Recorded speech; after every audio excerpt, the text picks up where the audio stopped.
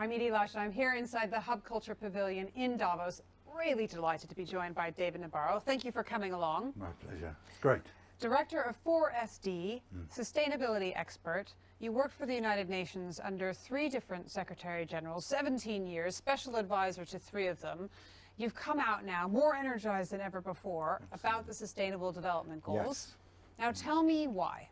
So in 2015, world leaders came together in New York and they said, we want to have a plan for the future of our world and its people that will enable generations to come to be able to live in a prosperous way and to have a planet that would look after their lives and enable them to function properly. And what was fantastic about that agreement was that it had been negotiated by all countries over 3 years, and it's one of the most fabulous gifts that world leaders have given to society that we've ever seen. Now, I am committed to helping people everywhere enable this plan, what's called the 2030 Agenda for Sustainable Development, to come to life. And I'm so energized about it. It's brilliant.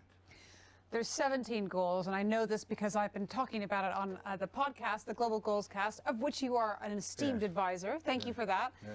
What's amazing to me is that as I started to dig into these things, looking at migration is mentioned in 13 of the Sustainable Development Goals. Looking at one issue, looking at climate change, if we don't solve climate change, the rest is history. Yeah.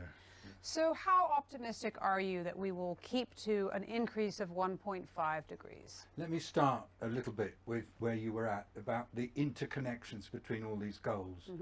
It's really important. You can't take different aspects of people's lives and say, we will work on them separately, because everything really is connected up. And so although there are 17 goals, when you study them, you find that everything relates to everything else. If there's not peace, you can't have prosperity. If there's not prosperity, women and children can't be healthy. If women are not empowered, you can't have good nutrition. But there is one goal that really seems to outshine all the rest, and that is getting control of our climate. You know, we are worried about climate. I am sure that there are good reasons why some say, what's the point? But I have seen the effect of climate change on the livelihoods of millions of people, whether it's bad hurricanes and typhoons, or incredible droughts in the Sahel, or salination of deltas in Egypt and in Vietnam. Climate change is like a really big weight hanging over the top of all of our heads. But can we beat it? Can we actually reduce the rate at which the Earth is warming? Can we keep within 2 degrees centigrade of the original temperatures?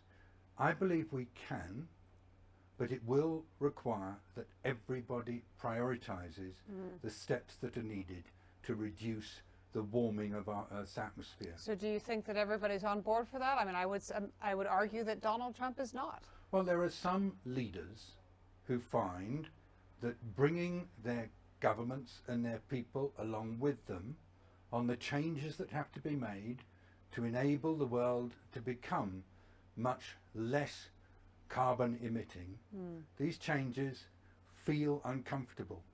And it's a really difficult challenge. I perfectly understand this.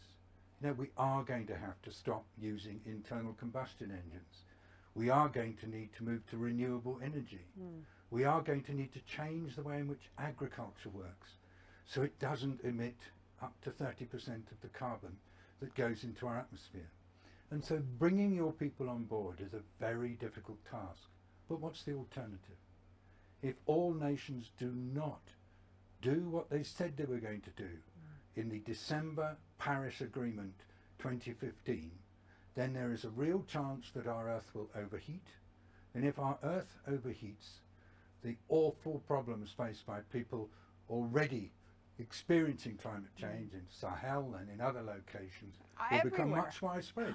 I mean, it's been everywhere in the last year. It will be a very bad scene for everybody. And we have to think not just about ourselves. I know that if you are a politician and people are voting for you, you want to talk to them, get to their hearts and their souls. And of course you can say, well, I know you lost your job because what you were doing was deemed to be contributing to climate change, and it's emotional, it's very important. But what's the alternative?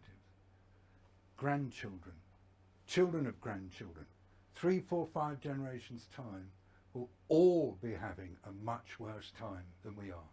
And that's the basic trade-off that we ask of every politician. It's a difficult one, but I think that as more and more young people get to understand about the Sustainable Development Goals and the agenda for sustainable development, they're going to say, we want this. We want to buy from businesses that are sustainable. We want to promote ways of living that are sustainable, and we will ourselves accept that we have to change our lives.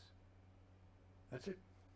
That's it. There's no more to be said. David, thank you very much for stopping by My pleasure. the Hub Culture Pavilion, the studio, in fact, outside the Hub Culture Pavilion here in Davos, and I'm Edie Lush.